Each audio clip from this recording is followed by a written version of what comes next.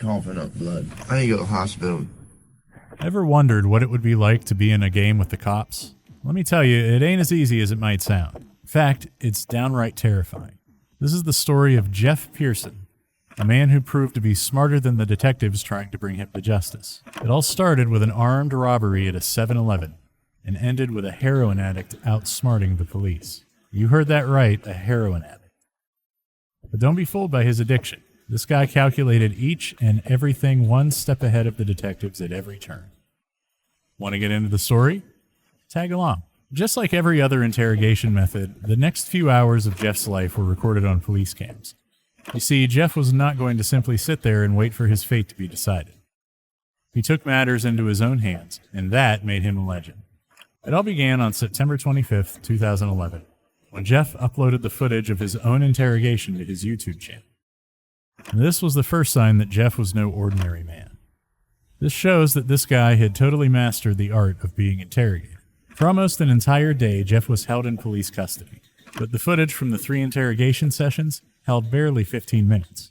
It seemed as though Jeff was going to be spending the next few decades behind bars, given that the robbery and arrest took place within the state of Georgia, where the minimum sentence was around 10 years imprisonment, and the maximum was life without parole. And Jeff had other plans. Instead of serving time, Jeff spent a day being served drinks and candy while delivering a master class on what to do while in police custody. He showed the world what methods the cops will try on you, and how to dodge them like an absolute pro. Take a look at this. The footage starts with Jeff in a small, windowless room, dressed in prison scrubs. It's clear he's already been processed and spent some time in a cell, likely while the cops spent some time gathering evidence and preparing to question him. You can see that Jeff immediately asked if he was under arrest and on what grounds. Am I under arrest? Now you see, this may seem like a small detail, but it's actually a crucial first step in protecting yourself. By asking this question, Jeff was able to establish whether or not he was being detained or arrested, and on what grounds. The officer informed Jeff that he was being detained for questioning, but not yet arrested. At this point, Jeff could have chosen to remain silent and not answer any questions. In fact, it's his legal right to do so. However, Jeff decided to answer the officer's questions because he felt he had nothing to hide. Then things took a different direction. The officer started asking more pointed and personal questions, and Jeff began to feel uncomfortable. Get back to the cell. I don't talk. Okay. That's when he remembered his rights and asked for a lawyer. I'm not talking to you. I'm warning All right. It's important to remember that you have the right to remain silent and the right to an attorney. If you're being arrested or detained, make sure you ask if you're under arrest and on what grounds. If you're not being arrested or detained, you're also not obligated to stay and answer questions. These are your rights, and you should use them to the fullest extent possible. What's interesting is that when you're being arrested in America, the officer is obligated to read you your Miranda rights. You have the right to remain silent. Anything you say can will be used against you before the law. You have the right to talk to a lawyer for advice before we question you. If you cannot afford to hire a lawyer and you want one, a lawyer will be provided for you. If you decide to answer questions now without a lawyer present, you'll still have the right to stop answering questions at any time. Does that make sense? These are the famous words you've probably heard in movies and on TV shows, right? Now, it's really important to understand the significance of these rights. The right to remain silent means that you don't have to answer any questions that might incriminate you. The right to an attorney means that you have the right to have legal representation during questioning and throughout the legal process. These rights are in place to protect you. You see, there are cases where innocent people have been falsely accused and convicted of crimes they didn't commit. So by knowing your rights and using them well, you can protect yourself from being falsely incriminated. It's also important to note that cops are not allowed to use coercion or force to obtain information from you. If you feel that you're being threatened or intimidated in any way, it's important to speak up and assert your rights. You see, these points, often neglected by the common man in fear of being arrested, were crucial in protecting oneself while in police custody. It is in fact the only valuable information provided to the person under arrest. But what the detective failed to mention was the most important point of all. If one were to ask for a lawyer while being arrested, the police are not permitted to continue with any questioning. It is one's right to remain silent until provided with an attorney. However, this guy didn't stop at that. As he ended the recitation of rights, he smirked and threw a side remark at Jeff's past, trying to intimidate him.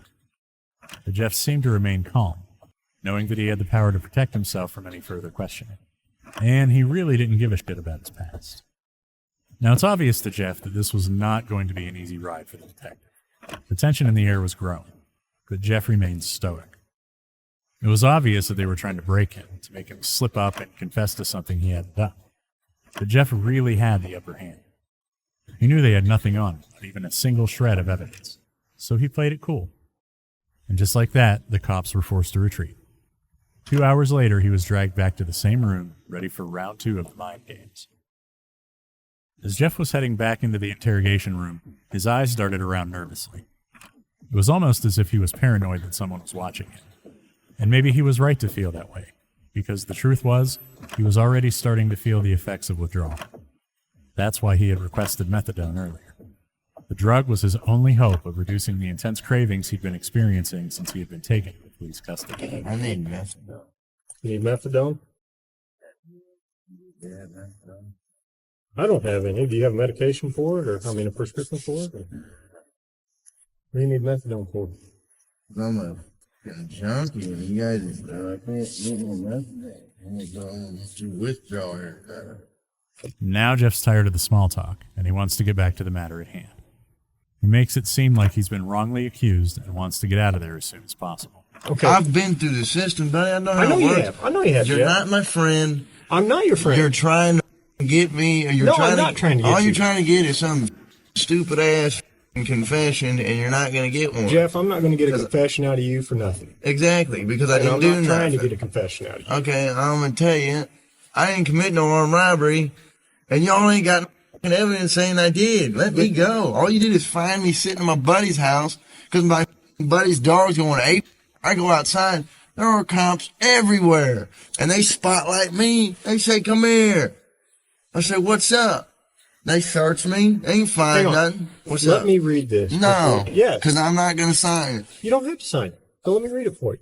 I'm Okay? not signing nothing. You don't have to sign it.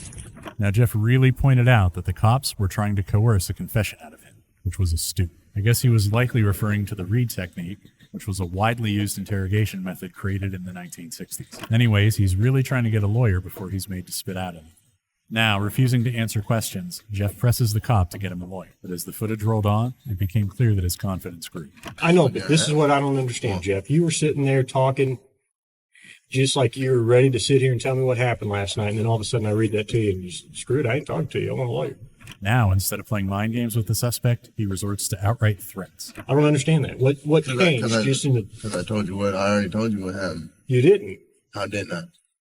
You didn't tell me what happened last night. How didn't I just tell you what? But now you've handcuffed me, and I can't talk to you because you've asked for an Well, attorney. right. So, okay, that's fine. The detective makes some false evidence and presents it to Jeff, hoping to intimidate him into spilling. There's only a couple pieces of evidence I'm missing. Name. What's that? Name. Well, why would you do that? Well, the plan backfires, and Jeff remains stubborn, refusing to cooperate. Sure, but anything you say here, I can also tell your parole officer, and you help me out. That doesn't mean. Now that's some real twist in the story, right? The detective tries to strike a deal with Jeff during the intense interrogation. He promises to put in a good word with Jeff's parole officer if he cooperates with the investigation. But Jeff sees through this empty promise, realizing that a gold star means nothing if he's going to spend decades behind bars. He knows that the cops are grasping at straws and are running out of time. Even after requesting a lawyer, Jeff is interrogated relentlessly, violating his rights. The police are getting desperate, knowing that time is running out. But Jeff remains unmoved, watching the seconds tick away.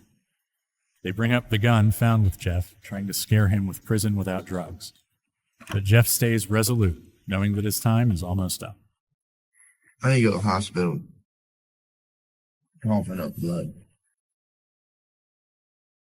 Let's go to the hospital. Now, in the final few hours, Jeff knew that even the slightest mistake could lead to disaster, so he used his rights with precision. Eventually, the police had no choice but to release him. Yes, this guy was free, all because he used his brains the right way around. Anyway, from that point on, Jeff changed his life, too. He ditched heroin and instead devoted himself to his music and YouTube channel. He even shares tips on how to avoid falling prey to the same tactics the police used on him. Do check it out. As we wrap up today's episode, what do you guys think? Drop in the comments section below, and we'll meet you again in another episode soon.